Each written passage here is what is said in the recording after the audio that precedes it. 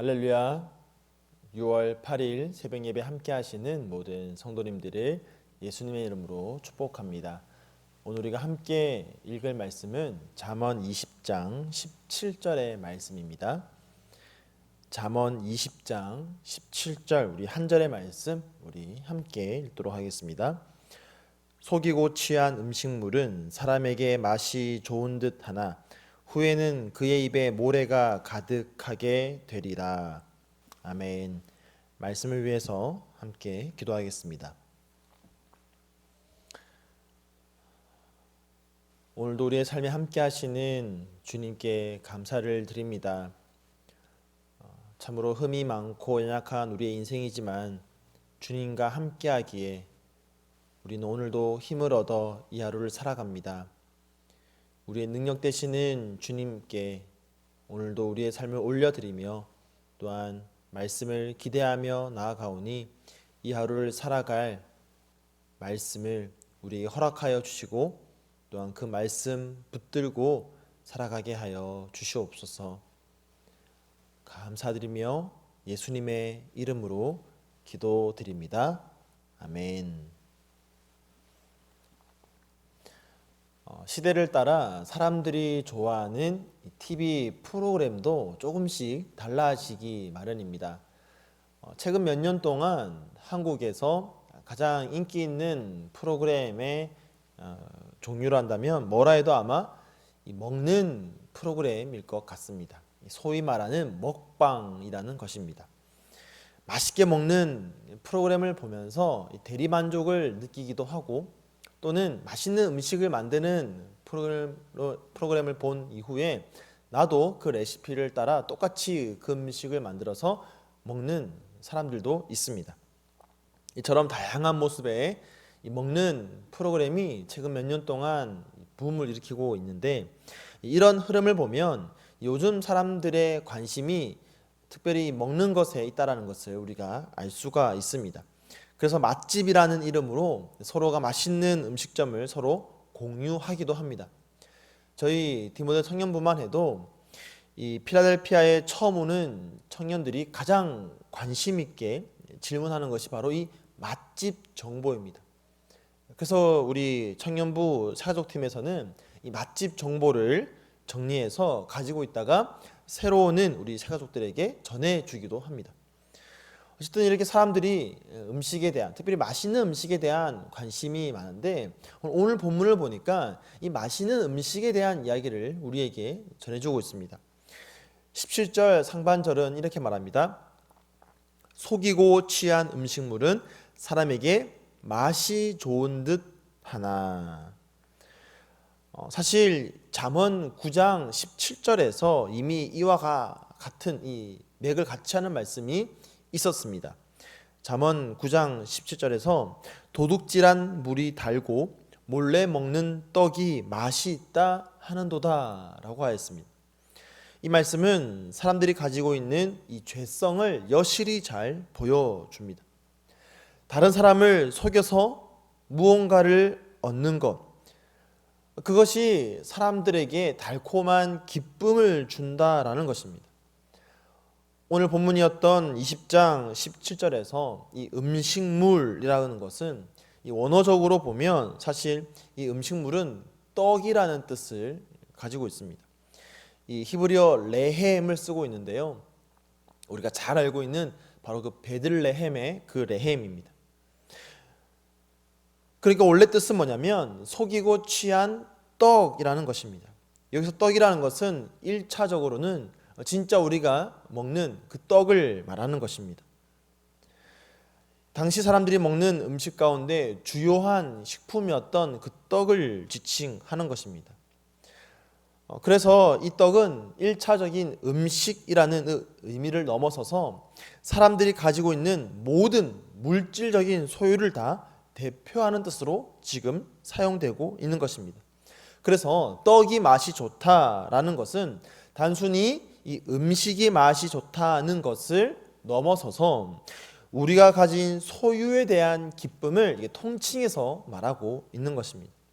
그래서 다른 사람을 속이고 취한 떡 첩이라는 것은 다른 사람을 속이고 얻은 모든 물질에 대한 어떤 소유를 다 포함하고 있는 것입니다.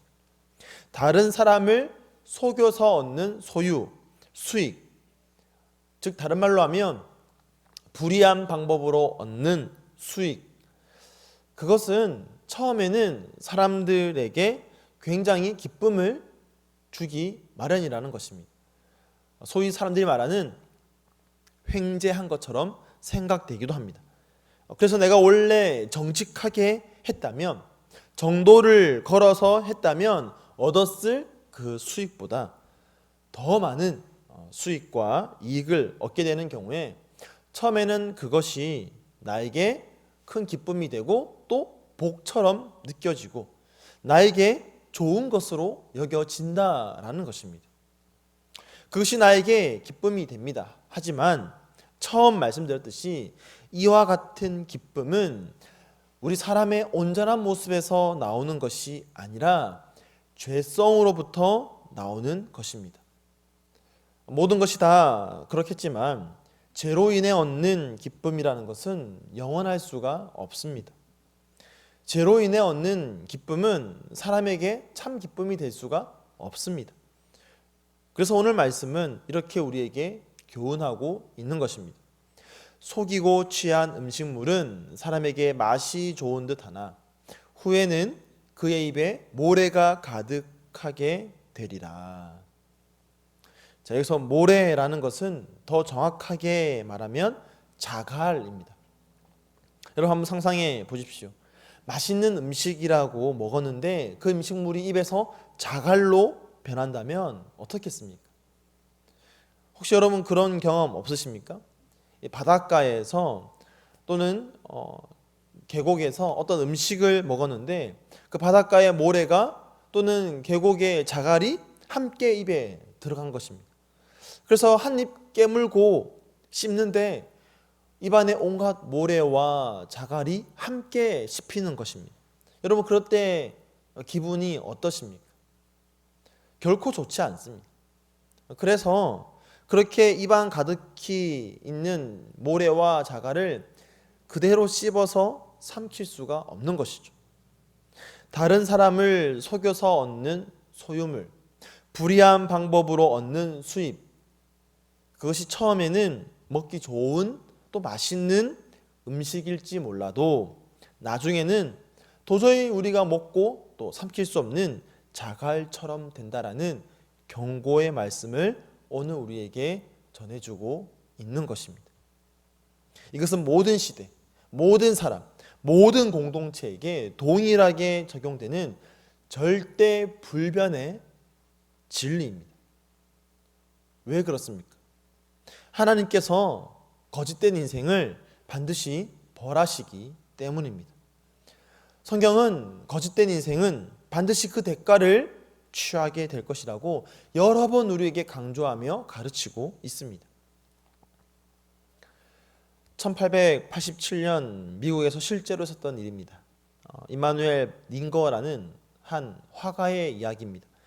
이 사람은 재능을 가지고 있었지만 경제적으로 어려운 형편 속에서 잘못된 방법으로 수익을 얻고자 합니다. 그래서 $20짜리 지폐를 위조하기 시작합니다. 정교하게 그림으로 그려서 사용을 합니다. 근데 이 사람이 그린 위조 지폐가 얼마나 정교한지 사람들이 다 속아 넘어갔다라고 합니다.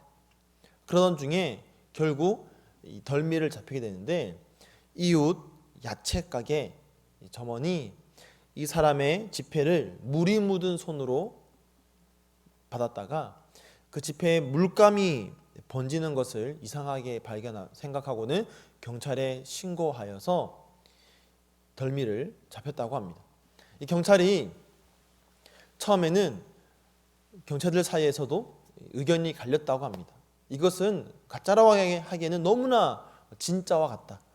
하지만 지폐에 잉크가 물감이 번지는 것을 이상하게 생각하여서 이 링거라는 사람의 집을 수색하고 결국 위조한 지폐들을 찾게 됩니다.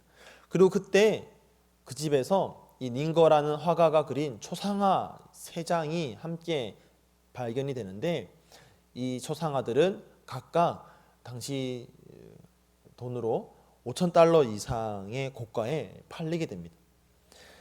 그는 분명 재능 있는 화가였습니다. 그 재능으로 위조 지폐를 정교하게 만들어서 사용하고 다닐 때 아마 이 사람은 그저 사람들을 속이면서 물건을 공짜로 사는 것에 기쁨을 누렸을지도 모릅니다. 그가 맛있는 음식물처럼 여겼던 이 행동들이 결국 어떻게 되었습니까? 자갈과 같이 입에 넣고 도저히 삼킬 수 없는, 스스로를 나락으로 몰고 가는 그런 음식물이 되었습니다. 결국 남을 속이는 음식은 실상 자기 스스로를 속이는 음식입니다. 맛있는 것처럼 먹고 있지만 자기에게 기쁨을 주는 것처럼 스스로를 속여서 결국 자기 자신을 나락으로 끌고 간다라는 것입니다. 사람들은 종종 어떤 목적을 달성하기 위해서 거짓된 방법을 사용할 때가 있습니다. 하지만 오랜 인생을 살아온 사람들의 한결같은 결론이 무엇입니까? 정직만큼 복된 재산은 없다라는 것입니다. 일반 상거래에서도 뭐라고 얘기합니까? 신용만큼 중요한 명함은 없다라고 합니다. 비즈니스를 할 때에도 속임수는 잠깐뿐이고 그 사업이 오랫도록 유지되기 위해서는 정직을 간판으로 걸어야 한다라고 말합니다. 사업이 그렇다면 우리 인생은 어떻겠습니까? 우리 인생은 더 말할 필요가 없습니다. 거짓은 아무리 모여도 결코 진실이 될 수가 없습니다. 진실은 잠시 가려져서 드러나지 않을 수는 있어도 언젠가는 반드시 그 실체를 드러내기 마련입니다. 오늘 우리가 함께 읽었던 이 17절의 내용은 21절과 23절에서 동일한 맥락으로 이어집니다. 잠언 20장 21절, 처음에 속히 잡은 산업은 마침내 복이 되지 아니하느니라. 그리고 23절, 한결같지 않은 저울추는 여호와께서 미워하시는 것이요 속이는 저울은 좋지 못한 것이니라. 이것이 바로 우리 인생의 주인 되시고 온 세상을 창조하시며 운행하시는 하나님의 뜻입니다. 하나님은 속이는 저울추를 미워하십니다. 그래서 다른 사람을 속여서 부당한 방법으로 얻는 이익들을, 처음에는 복이라 여겨지는 그 것들을 결국에는 복이 되지 않게 만드십니다. 하나님은 우리에게 말씀하십니다. 또한 결단을 요구하십니다. 당장 손해가 따르고 힘들지라도 정직하게 살아갈 것을 우리에게 요구하십니다. 우리에게 거짓을 포기하고 진실을 선택하라고 요구하십니다. 왜냐하면 우리가 정말 예수 그리스도를 따라가는 제자된 삶을 살아가기 위해서는 예수님의 속성, 바로 그 진실됨, 정직, 거룩함을 닮아야 하기 때문입니다. 오늘도 우리가 살아가는 시간 속에 이 선택은 우리 앞에 놓여 있게 될 것입니다. 사랑하는 성도 여러분, 만약 저와 여러분이 정직과 진실을 선택한다면 그것은 하나님께 기쁨이 되겠지만, 우리가 끝까지 거짓된 삶을 고집한다면 그것은 하나님의 미움이 되고 말 것입니다. 사랑하는 성도 여러분, 하나님의 미움을 받는 삶이 아니라 하나님께 기쁨을 올려드리는 삶을 살아갈 수 있는 저와 여러분 되기를 간절히 축복합니다.